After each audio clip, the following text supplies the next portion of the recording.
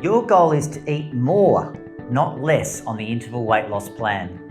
You don't need to weigh out quantities of food or count calories.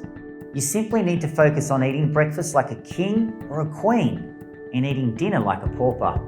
Your meal size should get smaller throughout the day so that your evening meal is eaten off a bread and butter sized plate.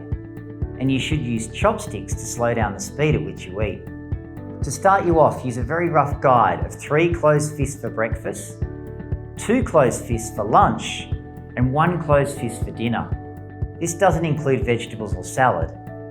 Every meal should include your full rainbow, a source of good fat such as avocado or olive oil, a whole grain carbohydrate such as oats, brown rice or quinoa, and a lean protein such as eggs, legumes, fish or lean meat.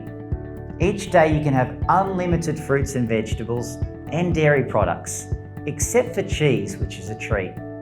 You can also have a large handful of nuts and seeds.